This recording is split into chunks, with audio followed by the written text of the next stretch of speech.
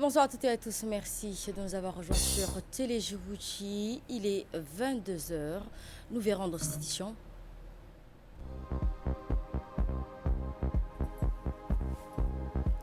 Djibouti anticipe et se dote d'outils météorologiques de pointe. Également dans les titres, c'est dans le cadre de la sécurité et de la coopération, l'école célèbre donc une nouvelle promotion d'experts africains de la sécurité. Et enfin à Gaza, la jeunesse connectée résiste à l'effondrement numérique. Bienvenue à vous. Le président de l'Assemblée nationale, Dileita Mohamed Dileita, conduisant donc une délégation djiboutienne aux travaux de l'Alliance parlementaire de l'Afrique de l'Est pour la sécurité alimentaire et nutritionnelle, réunie à Addis Abeba, dans la capitale éthiopienne. Cette participation de haut niveau illustre donc l'engagement constant de la République djiboutienne en faveur de la sécurité alimentaire et nutritionnelle, considérée comme axe majeur de développement durable, de la santé publique et du bien-être de la population, tant au niveau national que régional. Le président donc de l'Assemblée nationale, accompagné de l'ambassadeur de la République djibouti auprès de l'Éthiopie, de la République fédérale de l'Éthiopie, Abdi Mohamed Haïbé, ainsi que l'honorable Elias Ahmed Hassan, Miguel Hassan Farah, Hassan Omar Absiye, Abdi Issa Boulali et Abdallah Barkat Ibrahim. Dès son arrivée, donc, Dileita Mohamed Dileita s'est entretenu avec le président de l'Alliance parlementaire africaine pour la sécurité alimentaire et nutritionnelle, M. Aden Youssouf, ainsi que son Excellence Demeke Mekeno, ancien vice-président, ministre d'Éthiopie et président du conseil d'administration de Yadam. La délégation djiboutienne donc a pris part activement aux échanges visant à renforcer les cadres législatifs et politiques publics en matière de sécurité alimentaire et nutritionnelle dans la région. Ces assises offrant donc aux parlementaires africains de l'Est une plateforme stratégique pour évaluer les progrès réalisés et harmoniser ainsi les approches afin de définir les actions concertées sur les défis persistants, notamment climatiques et économiques. Je vous propose à présent de suivre l'intervention du président de l'Assemblée nationale, Dileita Mohamed Dileita, dans le cadre de cette participation. Malgré les progrès accomplis, notre continent continue de faire face à des défis majeurs. La malnutrition sous toutes ses formes, le retard de croissance chez les enfants, l'anémie chez les femmes, ces contraintes affectent directement la disponibilité, l'accessibilité et la stabilité des aliments. Également donc dans l'actualité de cette édition, le ministre des Infrastructures et de l'Équipement, M. Hassan Mohamed Ibrahim, a pris part à une cérémonie officielle marquant la mise à disposition et l'intégration d'un équipement météorologique de dernière génération doté des dernières générations. Ces équipements est le fruit d'une coopération entre l'Agence nationale météorologique et le Shanghai Meteorological Service. L'objectif étant de renforcer le système d'alerte précoce avec une capacité d'anticipation comprise entre 48 et 72 heures face aux risques d'inondation liés à des pluies diluviennes, tout en assurant donc une meilleure traçabilité des épisodes de sécheresse récurrents. Cette anticipation accrue permettra aux autorités compétentes de disposer de moyens d'intervention plus efficaces pour la protection des populations et infrastructures. Ismaël Omar Guelleh ont décidé ensemble d'élever les relations sino-djiboutiennes jusqu'au partenariat stratégique global, donnant un dynamique plus fort au développement des relations bilatérales. Aujourd'hui, cet événement, c'est une mesure majeure pour concrétiser les consensus des deux chefs d'État. Tournant à l'avenir, nous entendons déployer des coopérations encore plus profondes avec l'Agence nationale de la météorologie de Djibouti en matière d'équipements intelligents tels que le radio IA pour promouvoir un approfondissement de la mise en service de Mazu Urban, de l'agent intelligent aux équipements intelligents pour contribuer encore davantage à l'amélioration de la prévention et de la réduction des catastrophes météorologiques et la gouvernance publique de Djibouti. Cet outil innovant contribuera de manière significative à l'amélioration de la qualité et la fiabilité de ses performances dans les données qu'il pourra fournir. Écoutons le ministre. À l'occasion de cette cérémonie qui marque une étape importante dans le renforcement de la coopération scientifique et technique entre la République de Djibouti et la République populaire de Chine. L'événement qui nous réunis aujourd'hui pose les fondations d'un partenariat stratégique, durable et mutuellement bénéfique entre l'Agence nationale de la météorologie de Djibouti et le Shanghai Meteorological Service. Illustre une fois de plus l'excellence des relations d'amitié et de coopération qui unissent nos deux pays. Permettez-moi à cet égard de saluer tout particulièrement l'engagement et la vision de M. Mohamed Ismail Nour, directeur général de l'Agence nationale de la météorologie, et de M. Feng Lei, directeur général du Shanghai Meteorological Service, qui ont su concrétiser cette ambition commune par la signature en juillet 2025 à Shanghai d'un mémorandum d'entente structurant et porteur d'avenir. Cette coopération inaugure une nouvelle ère d'assistance technique et de transfert des savoir-faire au bénéfice de l'Agence nationale de la météorologie. Les premières manifestations concrètes de ce partenariat se traduisent aujourd'hui par la remise officielle d'un équipement de dernière génération intégrant des solutions d'intelligence artificielle. Cet outil innovant contribuera significativement à l'amélioration de la qualité, de la fiabilité et de la performance des données météorologiques produites par l'Agence nationale de la météorologie. Ces avancées auront un impact direct et déterminant, tant sur la sécurité de la navigation aérienne au profit de compagnies internationales desservant l'aéroport international de Djibouti, que sur la sécurité et l'efficacité des opérations maritimes et portuaires au sein de l'ensemble de nos installations portuaires. Et voici donc le témoignage d'un participant, membre de la délégation djiboutienne. Écoutons. La cérémonie qui nous réunit ce matin est d'une importance capitale. Elle a été présidée par son Excellence, Monsieur le ministre des Infrastructures et des Équipements, son Excellence, Monsieur Hassan Mohamed Ibrahim. Voilà, la teneur de cette cérémonie est comment rehausser la coopération entre la République de Chine et la République de Djibouti à travers une coopération, un protocole d'entente entre notre agence de météorologie nationale et Shanghai Meteorology Service. Ce matin, il y a eu la remise officielle d'un agent intelligent appelé Mazu Yurban qui a trait à l'alerte précoce. Et donc, c'est une avancée technologique pour notre agence nationale de la météorologie.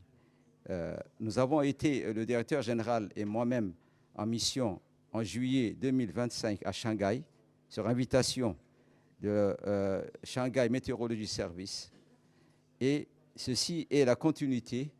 L'événement qui nous réunit aujourd'hui fait figure de continuité de cette coopération entamée à Shanghai. Aujourd'hui aussi, il y a eu un mémorandum d'entente sous la forme de remise officielle de l'équipement intelligent appelé Mazu Yurban, offert par Shanghai Meteorology Service. Et je vous emmène à Obok pour l'inauguration d'un nouveau plateforme. Le secrétaire d'État chargé au sport Hassan Mohamed Kamil a effectué aujourd'hui une visite officielle à Gorangar à la tête d'une importante délégation ministérielle. Cette délégation comprenait notamment la secrétaire générale du département, Mme Khadija Ibrahim, du directeur des régions, M. Omar Hassan Abdelay, ainsi que le directeur général adjoint de l'Agence nationale de la promotion des sports, M. Ahmed Ali. Cette visite s'inscrit dans le cadre de la cérémonie d'inauguration de la plateforme Omnisport de Gorangar ainsi que de nouveaux locaux administratifs réalisés au bénéfice de la population locale. À leur arrivée sur les lieux, le secrétaire d'État chargé au sport et sa délégation ont été chaleureusement accueillis par le préfet de la région, Moussa Adan Migani, du président du conseil régional, Mohamed Hamed, du sous-préfet de Gorangar, Ali Hamed, ainsi qu'une population fortement mobilisée pour l'événement. Après la coupure du ruban et le dévoilement de la plaque inaugurale, le secrétaire d'État a procédé aux visites des 2 nouveaux bâtiments avant de découvrir la plateforme Omnisport, désormais dotée d'un système d'éclairage permettant une utilisation durant la nuit. Pour marquer donc l'événement, une partie de pétanque a été observée durant cette journée à laquelle le secrétaire d'État a personnellement pris part dans une ambiance conviviale. La délégation a également profité de l'occasion pour remettre plusieurs lots de ballons, d'équipements sportifs aux jeunes donc, de cette localité, la région qui s'est achevée, la cérémonie qui s'est achevée par une atmosphère festive. Il convient de rappeler que cette émission répond donc aux doléances exprimées par la population de Gorangar lors de la tournée du président de la République de la région il y a 2 ans, donc illustrant donc la volonté du gouvernement de concrétiser ses engagements en faveur du développement dans le domaine du sport. On l'écoute. Alors cette plateforme fait suite à la demande qui a été faite lors de la tournée législative il y a 2 ans. On a été saisi par la localité de Gorangar parce qu'il y avait beaucoup plus de jeunes qui venaient se déplacer dans ce village. Et on a vu que c'était une opportunité aujourd'hui de faire une plateforme. Donc aujourd'hui, la plateforme est réalisée. La jeunesse est là. Il y a beaucoup de sportifs. Donc pour cela, je remercie d'abord pour le suivi, le président du conseil régional et les préfets pour leur suivi. Mon département qui est suivi par la secrétaire générale parce que comme elle est chez elle aussi, elle a suivi ce projet. Et aussi les entrepreneurs parce qu'on était toujours derrière eux pour que ce projet voit le jour le plus rapidement possible. Pour les réunions et le bureau du responsable. Et pour cela, il fallait recruter 2 personnes, une fille et un garçon. Chose faite, on l'a fait, alhamdoulilah aujourd'hui. Donc merci pour la population de Gorangar pour leur présence chaleureuse. Et je leur demande aussi de préserver ce lieu qui va leur servir d'un lieu de rassemblement, de sport et d'épanouissement parce qu'il y a l'éclairage aussi, alhamdoulilah. Donc merci à tout le monde. Djibouti vibre donc au rythme de son sport le temps d'une soirée. Le gala du sport met en lumière celles et ceux qui portent haut les couleurs nationales et font vivre l'excellence sportive. Entre performance, émotion et fierté collective, c'est toute une jeunesse qui s'inspire. Place au magazine de la rédaction, commenté par Mary.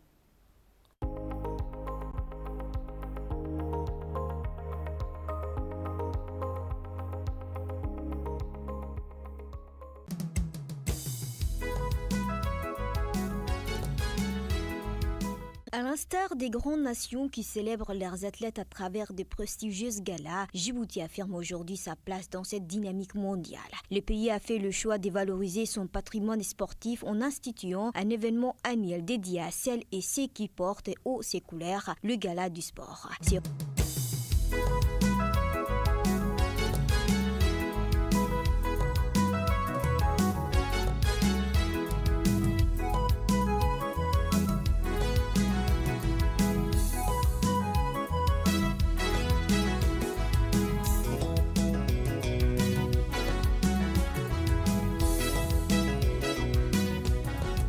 désormais inscrits dans le calendrier national, reflètent la vision du président de la République, déterminé à faire du sport un pilier de cohésion, de rayonnement et de fierté nationale. Cette orientation stratégique est mise en œuvre par le secrétariat d'État chargé des sports, qui en fait un instrument de reconnaissance et de mobilisation collective. Le gala se veut avant tout un hommage officiel aux sportifs de l'année. À travers lui, Djibouti célèbre ses champions, ses équipes nationales et tous les talents qui se sont distingués sur le scène nationale et internationale. Leurs performances traduisent l'engagement d'une génération qui aspire à repousser les limites et à inspirer le pays. Mais derrière chaque succès sportif, il existe une chaîne humaine indispensable. La cérémonie honore aussi les entraîneurs, les fédérations, les dirigeants, les encadrements techniques, le bénévole et le partenaire, tous contribuant souvent dans l'ombre à préparer le victoire de demain et à structurer durablement le sport djiboutien.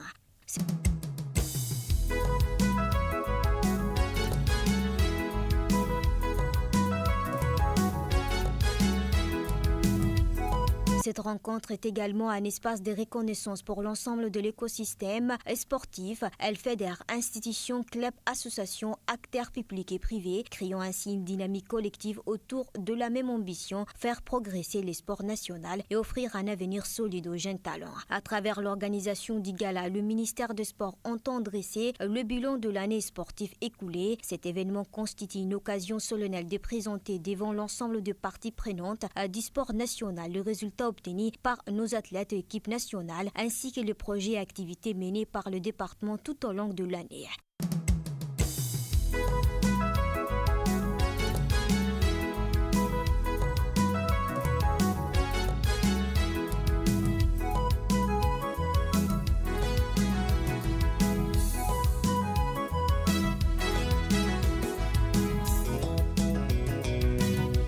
En célébrant l'excellence et l'engagement, cette grande soirée raconte aussi l'histoire d'une nation qui croit en ses champions. Édition après édition, elle s'impose comme un symbole fort à celui d'un pays uni autour de son sport, fier de ses figures emblématiques et résolument tourné vers l'avenir. Les galas du sport, c'est la mémoire, la reconnaissance et l'espoir d'une nouvelle génération prête à écrire la suite de l'histoire sportive de Djibouti. Santé à présent, le centre hospitalier universitaire de Djibouti a reçu M. Mohamed Ali Mohamed, secrétaire général du ministère de la Santé, accompagné de l'équipe de l'ambassade de France à Djibouti, notamment Mme Laurence Amiguet, conseillère donc en coopération et action culturelle. Cette rencontre qui s'inscrit dans le cadre du projet de fonds Équipe France, création d'un campus franco-djiboutien des métiers de santé, avec un accent particulier sur le volet stratégique d'appui à la création d'un corps professionnel en médecine à Djibouti, un levier essentiel pour le développement de l'enseignement médical, l'amélioration durable de la qualité des soins et de la consolidation d'un système hospitalier national. À cette occasion, une vidéoconférence a réuni les équipes des hospices civils de Lyon et de l'assistance publique hôpitaux donc, de Paris, permettant donc d'échanger autour des appuis institutionnels et académiques et techniques qui bénéficieront donc au CHU de Djibouti à compter de janvier 2026 grâce à un financement de l'État français. Ce projet visant notamment à accompagner la formation d'une première concorde de professionnels médecins djiboutiens en parallèle au renforcement des dimensions de recherche, en particulier dans les domaines des soins infirmiers et des disciplines connexes, afin de promouvoir une pratique fondée sur les données scientifiques et valoriser les compétences locales. Santé, toujours dans le cadre du 2e congrès médical international Djibouti, il y a une masterclass de chirurgie mammaire à l'hôpital général Pelletier, marquant donc une avancée majeure pour la prise en charge des patients atteints de cancer du sein.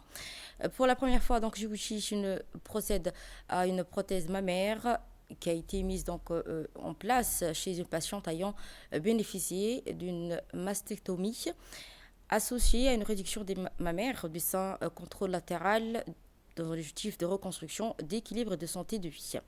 Cette masterclass illustre concrètement l'engagement du pays en faveur de l'innovation médicale, du transfert des compétences et du renforcement des capacités nationales. Opération qui a été possible grâce au professeur donc, Nami Zungo, chirurgien sénégologue de renommée internationale venu de Burkina Faso. Avec un professeur qui est spécialisé en sénologie, qui est venu nous apporter son expertise en scénologie. Il s'agit d'une patiente de 53 ans qui avait bénéficié d'une mastectomie dans le suivi du cancer du sein et qui aujourd'hui a pu bénéficier d'une reconstruction mammaire avec la pose, dans un premier contexte, de la pose d'un implant mammaire sur le sein qui avait bénéficié d'une mastectomie, et dans un second temps qui va bénéficier d'une réduction mammaire afin d'avoir une symétrie de sein. Donc nous remercions d'abord le professeur qui nous fait l'honneur aujourd'hui de nous faire la première chirurgie reconstruction mammaire, et en second lieu je remercie l'Ordre national des médecins qui nous permet d'avoir une expertise dans notre pays et qui semble être une avancée en tout cas dans la sphère médicale. National toujours social, plus précisément, le directeur général de l'Agence djiboutienne de développement social a reçu une importante délégation internationale composée de représentants de l'ambassade de Suède à Addis Abeba, l'Organisation internationale pour l'immigration, du bureau régional de l'OIM à Nairobi, ainsi que l'Agence suédoise de coopération internationale au développement. Cette rencontre a été marquée par une présentation des missions et des projets de l'ADDS illustrant l'aboutissement d'un travail conjoint mené durant un an par l'OIM dans un esprit de partenariat étroit. Ce travail consistait donc à parcourir l'ensemble des régions du pays afin d'échanger avec les communautés les plus impactées par les flux migratoires dans le but d'atténuer leurs effets socio-économiques. Des mécanismes participatifs ont ainsi été élaborés pour identifier les priorités locales et renforcer l'implication des communautés dans la mise en œuvre des projets de développement. Les échanges ont également porté sur l'évaluation des besoins des 5 régions de l'intérieur du pays, estimées à environ 8 millions de dollars. À ce titre, l'OIM réaffirme son engagement à accompagner la mobilisation des partenaires techniques et financiers pour le financement du projet. Également dans cette actualité, une semaine de formation, cérémonie de remise de diplôme a eu lieu donc à l'école internationale des perfectionnements des pratiques de la police judiciaire à Pékin 23. Cérémonie de remise présidée par la procureure générale, Madame Lamis Mohamed Saïd. Cérémonie conjointement donc de clôture de stage international du directeur d'enquête et de technicien en identification. C'est dans ce contexte donc qui s'est déroulé dans une conférence lieutenant-colonel Houch Robleidli, 6 donc à Sigem. Cet événement riche en couleurs a vu la participation de l'ambassadeur de la République française à Djibouti, le préfet de la région d'Arta, du président du conseil régional, directeur général du DPCR, de la substitut du procureur général, du colonel d'état-major de la gendarmerie, du colonel commandant de la garde-côte, du colonel représentant directeur général de la police nationale, du colonel représentant directeur général de la sécurité nationale, du colonel attaché de sécurité et prêt, respectivement donc des ambassades de France, de la Turquie, à Djibouti et plusieurs autres officiers.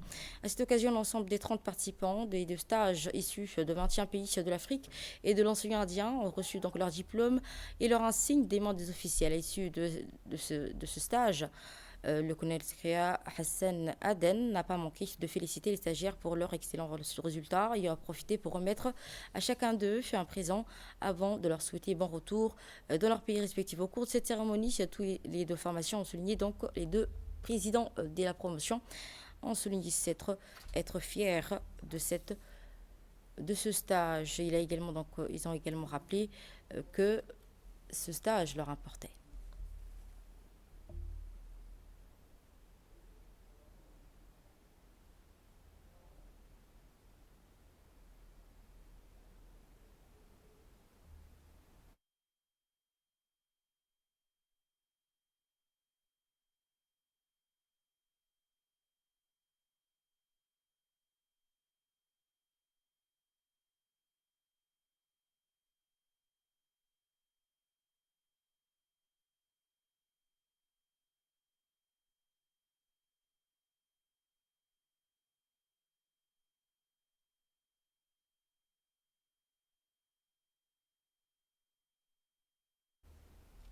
Voici à présent le témoignage des présidents des deux promotions, stage DEF et stage TIC, qui ont tour à tour pris la parole après la lecture sanglante. Donc, en résumé, le programme des deux formations est respectivement duré 8 semaines. On les écoute. En ce jour solennel, marquant la fin de notre formation, et en ma qualité de présidente de la promotion, c'est pour moi un honneur et une immense fierté de prendre la parole au nom de 20 stagiaires, dont 2 personnels féminins, appartenant à la 12e promotion de directeur d'enquête. Cette diversité de nations n'a pas été une difficulté, plutôt une richesse qui témoigne des relations de coopération existantes entre la République de Djibouti et la France d'une part, et d'autre part entre nos différents États. Durant notre séjour à l'E3PJ, nous avons acquis d'énormes connaissances en police judiciaire, notamment la méthodologie et la gestion des enquêtes de grande envergure. À titre d'exemple, avons fait un cas pratique sur l'attentat terroriste au palais de justice du district d'Arta, au cours duquel nous avons posé plusieurs actes de procédure, depuis la saisine jusqu'à la clôture, avant que le suspect et les pièces de la procédure ne soient présentées par devant le procureur de la République. À cet effet, je nous souhaite bon retour dans nos différents pays. C'est un grand honneur pour moi de prendre la parole devant vous au nom de l'ensemble des stagiaires de la 13e promotion des techniciens d'identification criminelle, arrivés à la fin de stage ici à l'École internationale de perfectionnement de la pratique de la police judiciaire à Djibouti. Cette cérémonie combien symbolique de remise de diplômes aux stagiaires venus du Congo-Brazzaville, du Cameroun, du Gabon, du Bénin et de la Mauritanie, y compris ceux de Djibouti, pays hôte, pour se former dans cette prestigieuse école à vocation régionale, fruit de la coopération entre la République française et la République de Djibouti. Ces quelques semaines ont été pour nous une expérience incroyablement enrichissante, tant sur le plan professionnel que personnel. Nous avons eu l'occasion de travailler avec les experts dans le domaine de l'identification criminelle, qui ont partagé avec nous leurs connaissances et expertise. Je voudrais avant tout rendre grâce à Dieu pour cette opportunité de formation qui nous a été offerte, puis remercier la coopération française pour son engagement en faveur de la formation et le renforcement des capacités des forces de l'unité africaine. Voici à présent l'intervention du directeur par intérim de l'école de perfectionnement des pratiques judiciaires. On l'écoute. Nous sommes réunis pour célébrer la cérémonie qui marque la fin de 2 stages, à savoir les stages de technicien d'identification criminelle et de directeur d'enquête qui ont duré respectivement de 9 à 5 semaines. En réalité, il n'y a pas une enquête qui se passe sans l'appui et l'expertise du professionnel en identification criminelle. Les stagiaires ici présents sont mis en situation sur un thème pratique complexe. À cet effet, les stagiaires ont procédé à tous les actes de procédure pénale dans le respect de la légalité. Dans une enquête, chaque rôle compte. Le directeur d'enquête coordonne des recherches et décide les orientations à suivre. Veille à ce que chaque piste et hypothèse soient exploitées.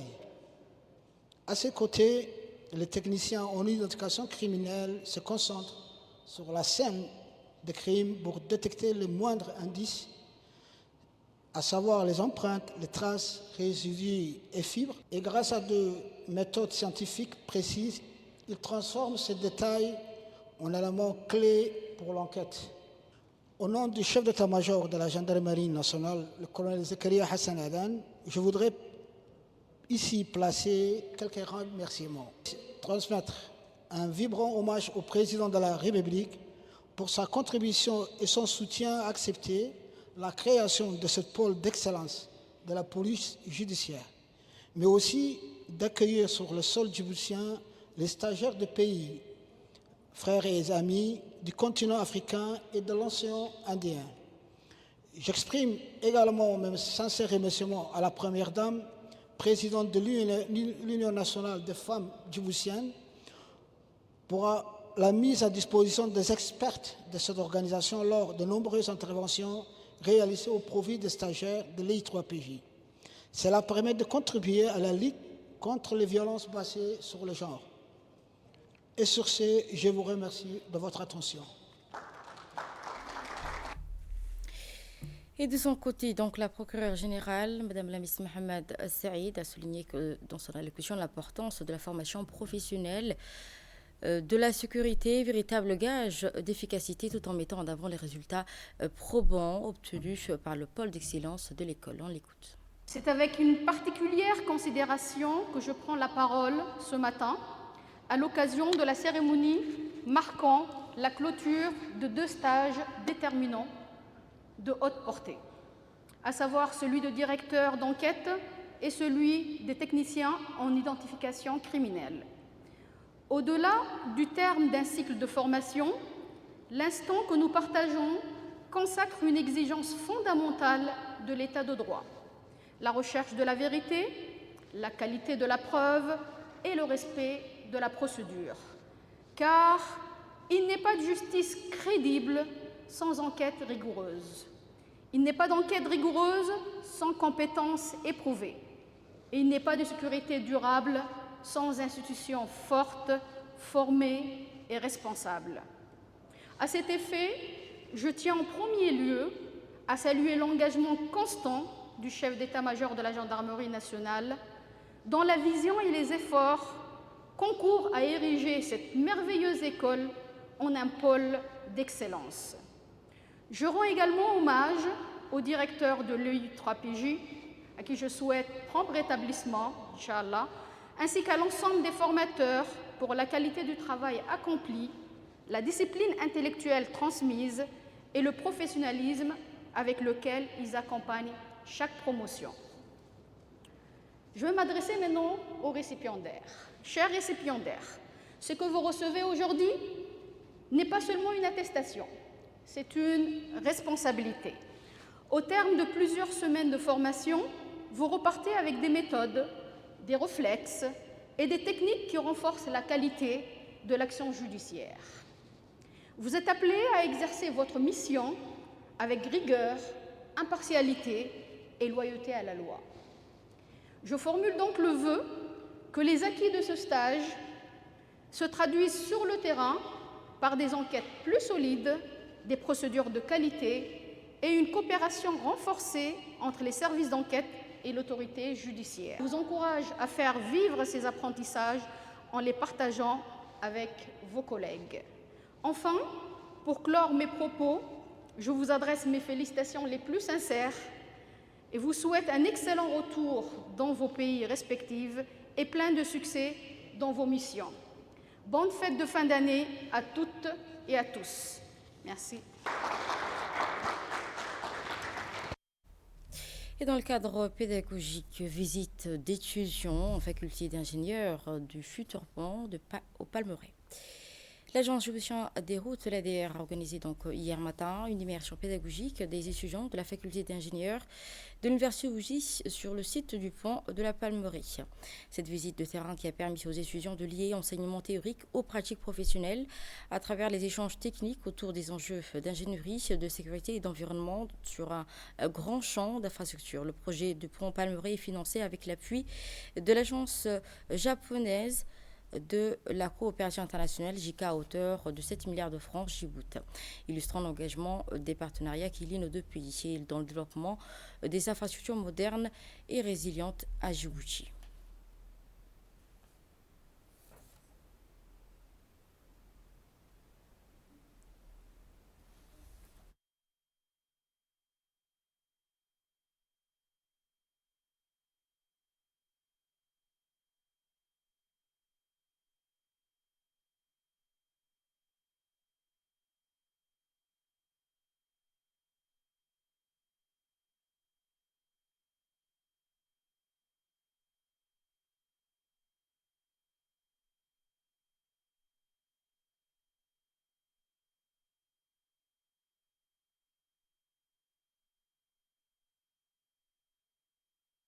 Je suis une étudiante de la faculté d'ingénieur et Aujourd'hui, on a eu la chance de visiter un des secteurs de l'ADR, précisément la construction du nouveau pont de la Palmarès. Cette visite a été vraiment pour nous bénéfique car on a concrétisé ce qu'on avait vu dans la classe. Je remercie le président de l'université, Dr Chama. Je remercie aussi le doyen de la faculté, Dr Abdelkadir. Je remercie aussi le directeur de l'ADR, M. Sobene. Je vous emmène à Tadjoura, cette fois-ci dans la sous-préfecture de Randa, où a eu lieu donc, le 18 décembre 2025